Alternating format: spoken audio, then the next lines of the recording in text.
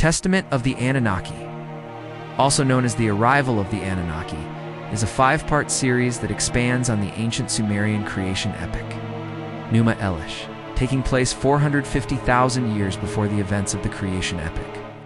The series will follow the Anunnaki gods as they arrive on the planet Earth, where they will encounter the primitive humans who at the time were nothing more than beasts. It will be up to the human protagonist to prove himself worthy of the gods' attention, and ultimately be granted with knowledge that will transform him into the first true human being. With that said, let us begin our tale in the distant past. Part 1. The Storm God Descends. The year is 2800 BC, and the land is Sumer. A great storm rages over the horizon, illuminating the night sky with bolts of lightning and roaring with thunderous claps. People cower in their simple dwellings, too afraid to venture outside in the torrential downpour. But their terror soon turns to awe as the storm parts, revealing a magnificent sight above them. From the swirling vortex emerges a golden beam of light that pierces the clouds, bathing the landscape below in an ethereal glow. Emerging from the celestial beam is a tall, imposing figure clad in shining golden armor. His head is adorned with 2 curved horns, symbolizing his divine power, and his eyes blaze with a fiery intensity. This is Anu, the god of the heavens, and he has come to Earth for a very special reason.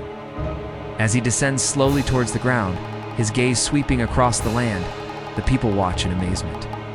They have never seen anything or anyone like him before. A deep sense of reverence washes over them. The god walks towards an ancient ziggurat made of rough stones, which served as a temple to the rising sun, and was considered the holiest place in the land.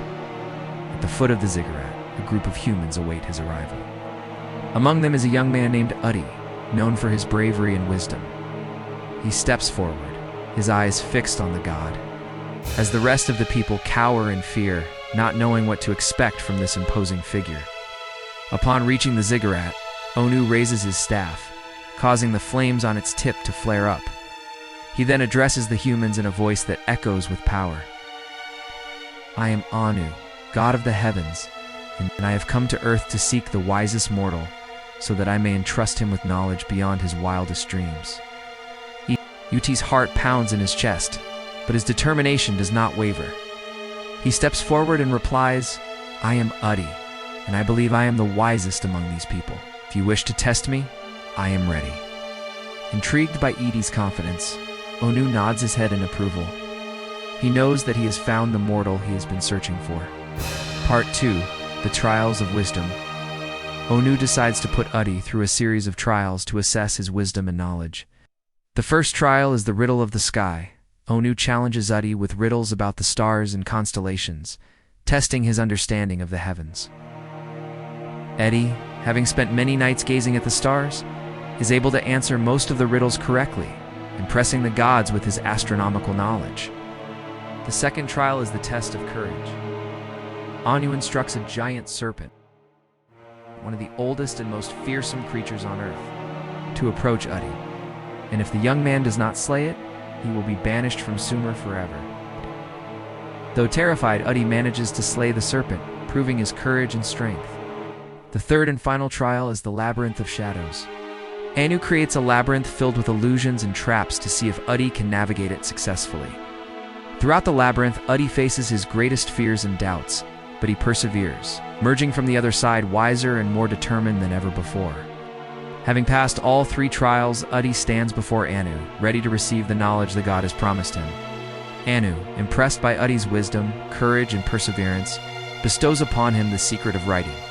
With this newfound gift, Udi is transformed into the first true human being in Sumer. Part 3. The Forbidden Fruit.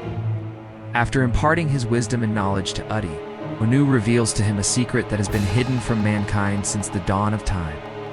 In a secluded garden at the edge of Sumer, there grows a fruit-bearing tree unlike any other. Its leaves are said to be as green as emeralds, and its fruit tastes like honey and nectar. But the most remarkable thing about this tree is that it holds the secret to immortality. Anu reveals that this fruit is a powerful elixir that can grant eternal life to those who consume it. However, it is forbidden for mortals to eat the fruit, as doing so would upset the natural order of life and death. Despite the warning, curiosity, and the desire to live forever consume Udi's thoughts, He cannot resist the temptation to taste the forbidden fruit. One day, when no one is looking, Adi sneaks into the garden and eats one of the golden apples. At first, he feels a surge of energy and vitality, and he believes that he has just consumed the fruit of immortality. But unbeknownst to him, Enlil, the god of wind and storms, had been watching him the whole time. Enlil is furious with Adi for eating the forbidden fruit and decides to punish him. Part 4. The Curse of Immortality. Enlil approaches Adi in his human form and utters a curse, condemning him to an eternity of pain and suffering. Eti's body begins to wither and age rapidly, and he collapses to the ground. His skin wrinkled and dry like ancient parchment. Realizing the gravity of his actions, Adi begs Enlil to take back his curse, promising to never eat the forbidden fruit again. However, Enlil is unmoved by Eti's pleas, and the young man is forced to endure the curse he has been given. As Eti ages, his hair and beard grow long and gray, his eyes dim with the weight of countless years. The vibrant spirit that once defined him fades away, replaced by a deep sadness and regret. Adi becomes a living testament to the dangers of defying the gods and the consequences of seeking immortality. Part 5. The Redemption of Adi. Thousands of years pass, and Adi's body becomes a vessel of immense sorrow and despair. He wanders the earth as a cursed immortal, tormented by the realization that he will never find peace or rest. During his long and lonely existence, Adi comes across a wise woman named Ninsan. She takes pity on Ati and offers him solace and companionship, helping him to bear the burden of his immortality. Together, Ati and Ninsan journey to the Oracle of Aridu, an ancient being of immense wisdom and knowledge, in hopes that she can help break the curse. After hearing Uti's tale, the Oracle reveals that the only way to break the curse is for Eti to find the Staff of Life, a magical staff hidden in a secret location.